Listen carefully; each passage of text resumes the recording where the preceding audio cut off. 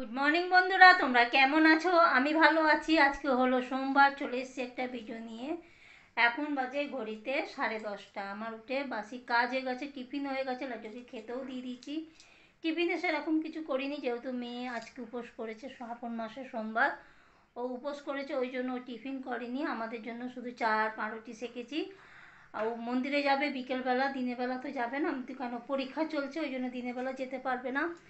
বিকেলবেলা যাবে জায়ের বড় মেয়ের সাথে, বিকেলবেলা মন্দিরে জল ঢালতে যাবে, তারপরে রাতে খাবার খাবে। কি খাবে এখন ওই জানে।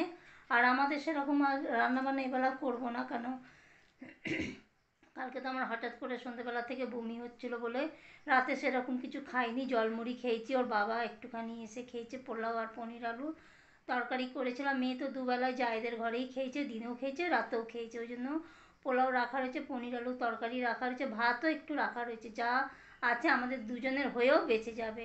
আবার রাতেরটা রাতে দেখবো যদি মেয়ে কি খায়, কেন উপোস করে থাকবে তো, সেই জন্য আবার রাতেরটা রাতেই করব। এখন এই যে বিছনাটা ঝেড়ে নিচ্ছি, বিছনাটা ঝেড়ে তারপরে যাব, জামা কাপড় ভেজাবো, দিদি আসবে কাজ করবে, গ্যাসটা মুছে আমি চান করে আমিও পুজোটা করে দিই। আমি শিবের মাথায় এমনি বাড়িতে জল ঢেলে দিই, আমি উপোস থাকিনি, কোনো দিনই করিনি, বিয়ের আগেও করিনি, বিয়ের পরেও করিনি। তো চলো বন্ধুরা, কাজগুলো করে নিই, তোমরা আমার ভিডিওটা দেখতে থাকো। আর লাড্ডুকেও খেতে দিয়ে দিয়েছি, দেখো বসে আছে। বলে দাও বন্ধুদেরকে গুড মর্নিং বলে দাও। তো চলো বন্ধুরা, কাজগুলো করে নিই। উপোস করেছে হে বাবু, সেই রাতে খেতে হবে কিন্তু জল ঢেলে। পারবি থাকতে? পারবি? আর কালকে পরীক্ষা ঠিক হবে তো? দেখ বাবু, ভেবে চিনতে।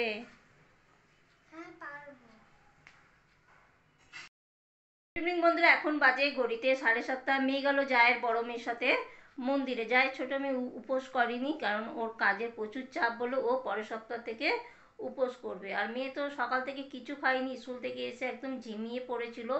তারপরে সবাই বকাবকি করার পর অর্ধেক আপেল কেটে দেওয়া হলো, সেটাই খেলো, মানে খাবে না, মানে কেড়ে ফেলছিল, মানে এরকম অবস্থা। তারপরে ওকে বোঝানো হলো, কারণ কালকে ওর পরীক্ষা, যদি না খেয়ে যদি শরীরটা খারাপ হয়ে যায় তো কালকে পরীক্ষাই দিতে পারবে না।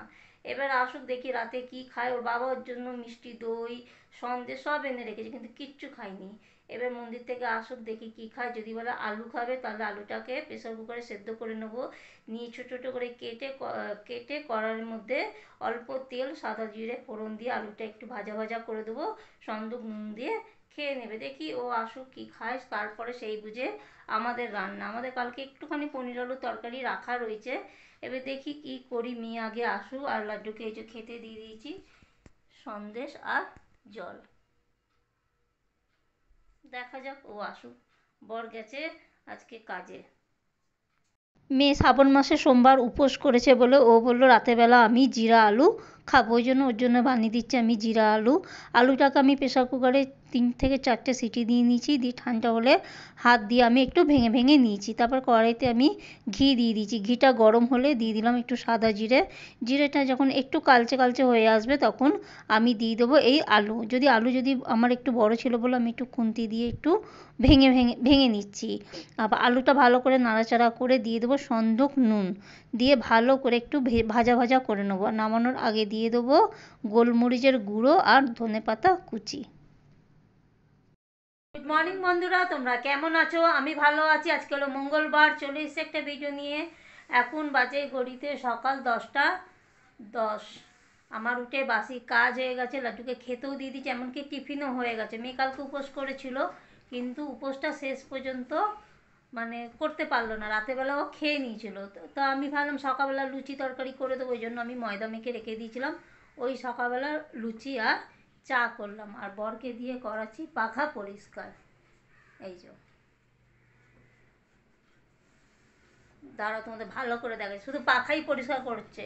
বললাম ঘরগুলো ঝেড়ে দাও, খুব নোংরা হয়েছে ঘরগুলো, কিন্তু শুধু পাখা পরিষ্কার করছে। আরে নোংরা দেখতে পাচ্ছে না। টিভির পেছনে কি অবস্থা বন্ধুরা, আমি তো পারবো না এই টিভি নাবিয়ে পরিষ্কার করার মতন। বলছি ভালো করে একটু পাখাটা তাও কতদিন পর পরিষ্কার করছে। এই দেখো নোংরা, দেখো তোমরা, আমার তো হাত যায় না, তাই জন্য তোমাকে বলা। এই যে আলমারির মাথাগুলো একটু পরিষ্কার করলে ভালো হয়। আমি না এই দেয়ালগুলো ঝেড়ে দিতে পারবো, কিন্তু এইগুলো তো নাবিয়ে আমি তো করতে পারবো না, এত ভারী ভারী জিনিসপত্র। সেই জন্যই তোমাকে বলছিলাম। আলমারি মুছলে হবে না, পুরো দেয়াল ফিয়াল ভালো করে ঝাড়তে হবে। যাই হোক, জন্মাষ্টমীর আগে আমাকে করে দিও, বুঝলে?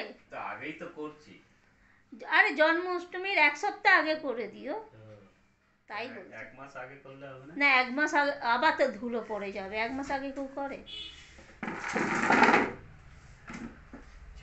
ওই দেখো পেছনে কত ধুলো আছে না আলমারি, তুমি সামনেরটা মুছছো, পেছনে কত ধুলো আছে তুমি দেখো। পেছন, আরে এইটার পেছনে, আরে এই যে এইটার পেছনে, ওই যে দেখো এখান দিয়ে দেখতে পাচ্ছি, এই দেখো এইদিকে দেখো, এই ফাঁক দিয়ে দেখো, এই ফাঁক দিয়ে দেখো, এই পাশে ফাঁক দিয়ে দেখো কত ধুলো। চশমা নিয়ে আসো, চশমা দেখতে পাচ্ছি না। তুমি অন্ত। তো চলো বন্ধুরা, এরকমই কাজ চলতে থাকবে। আমার অনেক কাজ পড়ে আছে, রান্না পড়ে আছে, আমি যাই, তোমরা আমার ভিডিওটা দেখতে থাকো।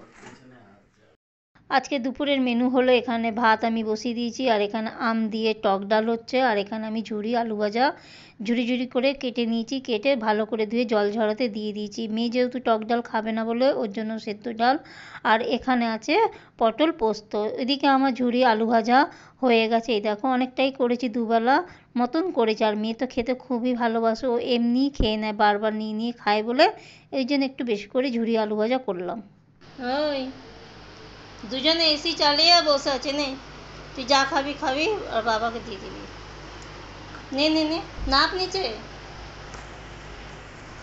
না তোমার চা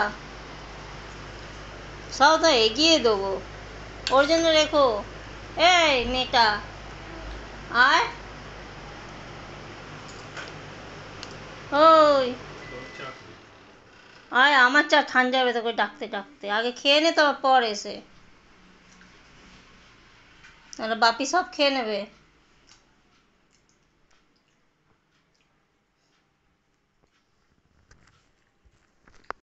বলে ফেনা ভাত খেতে ফেনা ভাতই বলবে, আর ফেনা ভাত খেতে জানো কতটা ভালো লাগে, গরম গরম একদম ঘি দিয়ে মাখন দিয়ে হেভি খেতে লাগে। ওটাকে সাদা খিচুড়ি বলে। সাদা খিচুড়ি বলে না, হ্যাঁ, বোকার মতো হলুদ কথা। দিয়ে দিলেই তো খিচুড়ি হয়ে গেল। হ্যাঁ বাবু, তুইও তাই বক্তব্য তোর। কী রে, হলুদ দিলে খিচুড়ি হয়? আগে খিচুড়ি মানে ঘি তেল দিয়ে ডাল আর চালটাকে ভাজতে হয়। কোথায় যাচ্ছ, পালিয়ে যাচ্ছ কেন, বলে যাও। হ্যাঁ, কোথায় গেলে? তুমি বললে ফেনা ভাত হলুদ দিয়ে দিলে খিচুড়ি হয়ে যাবে।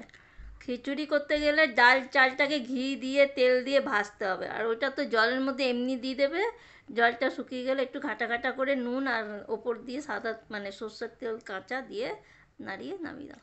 তো উপর দিয়ে ঘি আর হলুদ দিয়ে দিলেই তো খিচুড়ি না, হয়ে হলুদের গেল। কাঁচা গন্ধ বেরোবে না, কিচ্ছু বেরোবে না, খেয়ে দেখো কত ভালো লাগবে। গুনগুন থেকে খাবি এরকম খাবার, এরকম খাবার খাবি, তোমার মেয়ে খাবে না। তৈরি করো, নতুন রেসিপি হয়ে যাবে। থাক থাক, তোমার রেসিপি তোমার কাছে রাখো। ওর নাম হবে ফেনা খিচুড়ি। ফেনা খিচুড়ি। এখন বাজে ঘড়িতে 7:45। মেয়ে তো ওই ঘরে পড়াশোনা করছে, ওর কালকে বাংলা পরীক্ষা, কালকেই মানে শেষ হয়ে যাবে পরীক্ষা। তো আমি ভাবছি কি করব, রান্নাও সেরকম কিছু করার নেই, মানে করতেই হবে না, ভাতও রয়েছে, পটল পোস্ত রয়েছে, আলু ভাজা রয়েছে, টক ডাল রয়েছে, সবই রয়েছে। তো ভাবছি কি করি, তাই ভাবছি এই টিভির এই র্যাকগুলো অনেক দিন ধরে পরিষ্কার করা হয়নি, এগুলো একটু পরিষ্কার করি, আর এই আলমারিটা গোছাই, কারণ সেদিনকে এই তাকগুলো সব গুছিয়েছিলাম, এগুলো সব গোছানো হয়ে গেছিলো, কিন্তু এইটা গোছানো হয়নি। ভাবছি এগুলো একটু বসে বসে গুছিয়ে ফেলি, না বসে, কেননা এইসব দিনের বেলা রান্না বান্না থাকলে না এইসব কাজ কিছু হয় না, দিনেও হয় না, আর রাতেও যদি রান্না ঝামেলা থাকলে হয় না। ওই জন্য আজ রান্না তো নেই, তাহলে এই কাজগুলো করে নিই। বর গেছে ননদের বাড়িতে শাশুড়িকে একটুখানি দেখতে, অনেকদিন ধরে দেখা সাক্ষাৎ হয়নি, বললো যাই একটু ঘুরে আসি, যখন কাজ নেই। এখন তাহলে যাও ঘুরে আসো, তাহলে আমি এগুলো একটু পরিষ্কার করে নিই। মেয়ে এই ঘরে পড়াশোনা করছে, দাঁড়িয়ে দাঁড়িয়ে, মানুষ বসে বসে পড়াশোনা করে, হ্যাঁ, আর তুই দাঁড়িয়ে দাঁড়িয়ে পড়াশোনা করছিস, বাহ ভাই বাহ।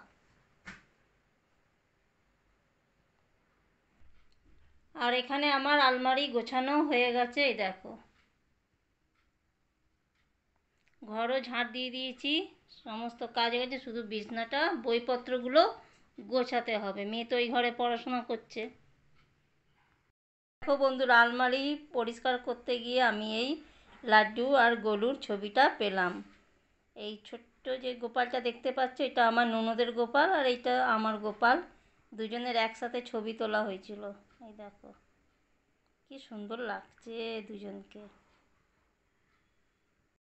কাজ সব কমপ্লিট হয়ে গেছে, এখন যাব লাড্ডুকে খেতে দেবো। আর কটা সন্ধ্যেবেলা আমরা টিফিন করেছিলাম, সব বাসনপত্র বেরিয়েছে, ওইগুলো সব মাজা ঘষা করব।